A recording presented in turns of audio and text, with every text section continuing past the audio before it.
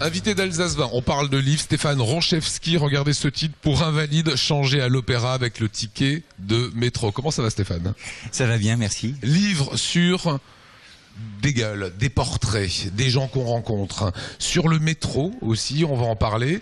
Pourtant, vous êtes un auteur d'ici, vous êtes alsacien. Oui, moi je suis né à Strasbourg, j'ai vécu 20 ans à Strasbourg et je vis maintenant en région parisienne et je travaille à Paris. Donc je suis malheureusement ou heureusement bien placé pour parler du métro. Je le prends tous les jours mais c'est pas, je crois pas que ce soit le métro qui a été le déclencheur, mais enfin l'histoire se passe dans le métro. Voilà, ça se passe dans le métro. C'est un homme d'une quarantaine d'années. Le Pôle Emploi l'a envoyé pour devenir contrôleur dans le métro. Il est en tout cas en formation et ça va être un petit peu ses rencontres, une galerie de portraits, des collègues qui travaillent avec lui. Il est un petit peu particulier, il est un peu à part. Hein. Ça c'est le moins qu'on puisse dire. On suit un personnage farfelu qui nous plonge avec lui dans le métro. Il veut devenir contrôleur, mais à chaque fois qu'il fait une réflexion, on s'en aperçoit tout de suite, elle est complètement décalée. Et même peut-être encore plus que décalée, elle est déplacée. On sent qu'il n'est pas à sa place, ce type-là.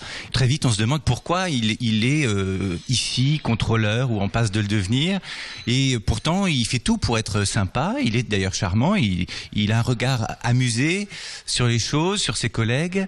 Et le problème qu'il y a, c'est que quand il remonte à la surface et qu'on découvre qu'il est effectivement pas du tout destiné à être contrôleur, mais pas du tout, il fait d'ailleurs autre chose, et à la surface, il n'est pas plus à sa place non plus. Il est toujours aussi décalé, toujours aussi farfelu. Alors il y a quelques références à la ville de Strasbourg, dont vous êtes originaire, au TNS aussi. Il a fait le TNS, il a fait le concours d'art dramatique du TNS, Théâtre National de Strasbourg. Hein. Oui, c'est vrai. Alors ça, c'est du vécu. C'est du vécu.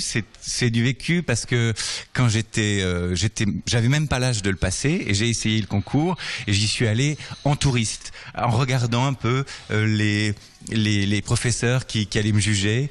Et il a 17 ans quand il le passe, vous aviez 17 ans en le passant. Voilà. Il y a beaucoup toujours comme ça des références de l'auteur sur son parcours personnel. Il y a un petit peu de nostalgie. On sent d'abord que c'est un livre de quarantenaire. On parle dedans de Roland Garros, de Björn Borg, de Guillermo Villas. On revient sur ce film formidable qui est Les Valseuses, avec Patrick Devers. Voilà. Pourquoi c'était important de mettre ces références au passé? Mais vous avez raison de dire que c'est le passé, parce que quand on a 40 ans, j'ai l'impression que on n'est pas encore un tout vieux, mais on n'est plus non plus un jeune. Ça, il faut malheureusement bien se l'avouer. Et moi, je suis une espèce de créature avec des références en même temps très classiques. Quand je parle de cinéma, je parle des films de Renoir et de Mankiewicz. Et en même temps, je suis quand même ancré dans mon temps. Je suis pas non plus totalement déconnecté encore. J'essaye d'être un quarantenaire qui pense déjà à mon passé, et tout en essayant d'être dans l'actualité et même dans le futur. Alors ça part dans tous les sens, si ce n'est qu'il y a une vraie trame et qu'on suit un fil comme ça d'Ariane. L'écriture me fait penser curieusement à Vaillergans. Ah, merci. Voilà. Écoutez, je peux pas. C'est un peu écrasant comme comparaison, mais c'est très bien. Mais... Voilà, j'ai pris beaucoup de plaisir pour Invalide, changé à l'opéra. Allez rencontrer ce garçon. Ça sera ce samedi à la librairie Kléber à Strasbourg, 11h30, pour continuer cette discussion. Merci beaucoup. Merci Lionel. Merci à vous.